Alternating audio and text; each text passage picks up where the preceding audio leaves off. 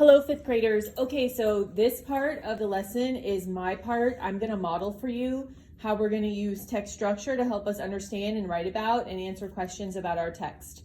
And I have up Animal Invaders. I'm on chapter 1. Remember, this book is an epic. So you won't be able to have your book up right now. You're going to have to listen to me read and then watch me take notes, and then you're going to have to try it out when you can pull your book up, and then you can access and see how your notes match up with my notes. Make sure you have a paper, make sure you have a pencil. Remember, now's the time where I'm doing the teaching and you're following along. So you need your paper, you need your pencil, you need to get ready to write like when I write. So I've decided when I'm thinking about what are animal invaders, I know that this chapter is going to describe animal invaders to us. So I know that I'm going to be thinking about the text structure of description. So I'm already going to add to my chart animal invaders over to the side here. And I know that when I read, this text is going to give me several characteristics or qualities of animal invaders and what they are. Okay, so what are animal invaders? Wooden crates from China arrive at a busy warehouse in the United States. Workers are so busy unpacking the materials that they do not notice a black beetle peeking out from one of the crates. The beetle scurries across the floor and underneath the warehouse door. Sugarcane farmers in Hawaii have a problem with insects eating their crops. The farmers import the cane toad from South America to eat the insects. The toads grow very large and breed rapidly. They are poisonous to anything that tries to eat them. Now, the cane toads are the real pests. These are examples of animal invaders. Okay, so I have to stop. First, one thing about animal invaders is they come from other parts of the world.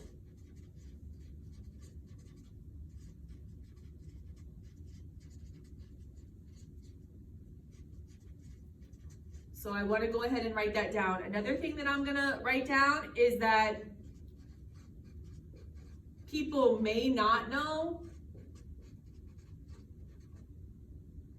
that they are traveling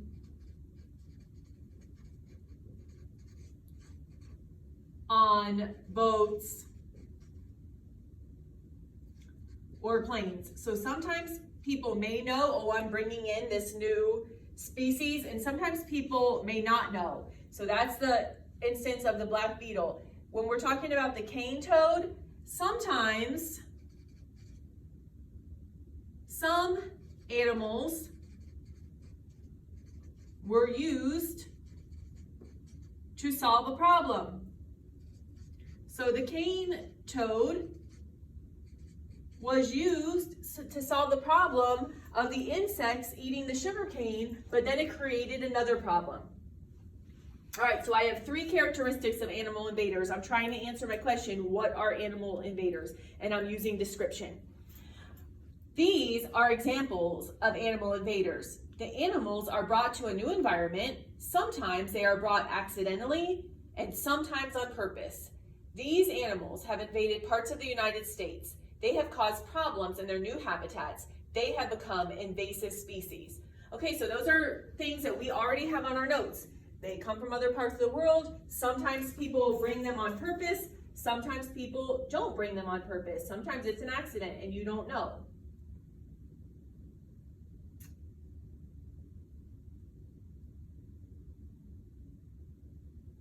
The next section is habitat homes.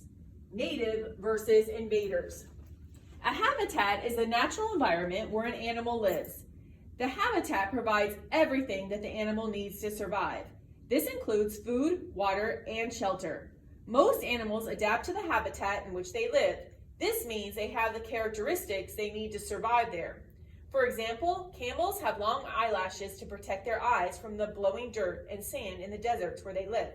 Because most animals are specifically adapted to their habitats, they are not usually able to survive in a completely different environment. Okay, I'm going to stop and do some thinking because we've talked about animal adaptations. Most animals have adapted to where they live, they survive and thrive. if you take an animal out of its habitat into a place that's completely different, most of the time the animal will not survive. They will not be able to reproduce.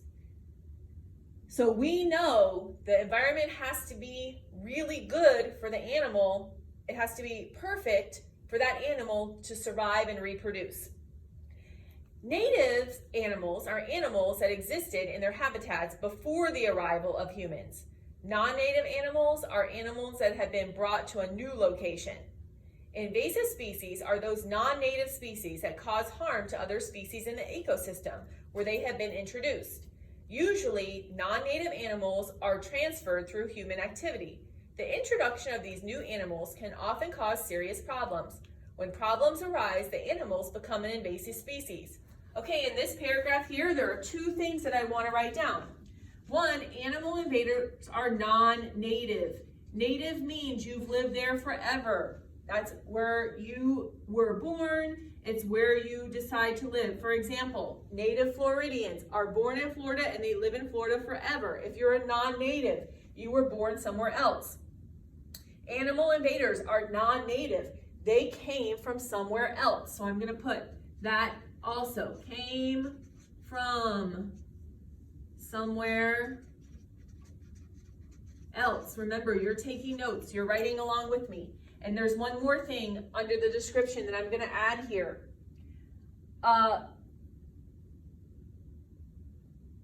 They cause harm to other species.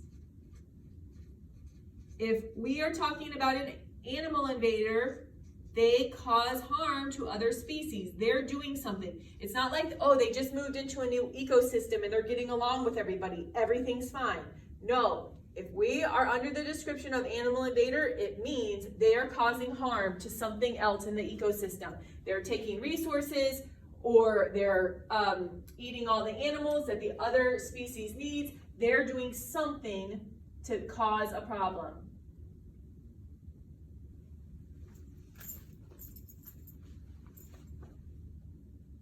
Okay, remember, you're writing down with me, you're turning the page,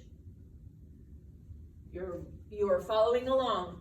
Make sure that you have those things written down on your paper. Not all non-narrative animals are invasive. Many non-native species are good.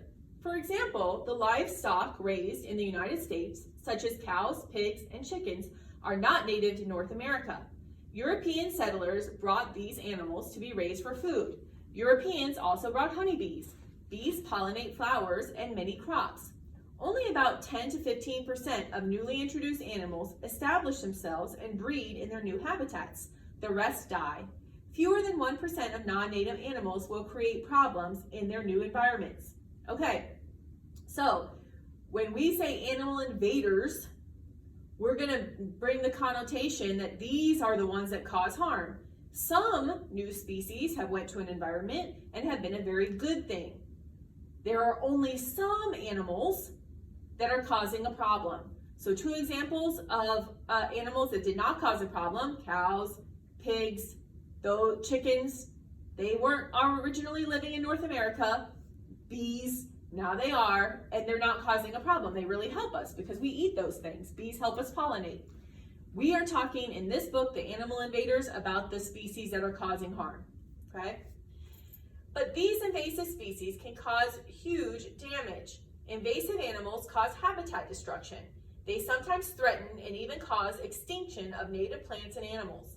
They can also cause billions of dollars in damage. Animal invaders can even cause harm to humans through bites and diseases.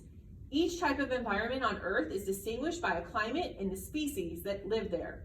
5 of the most common environments are aquatic, grassland, tundra, forest, and desert.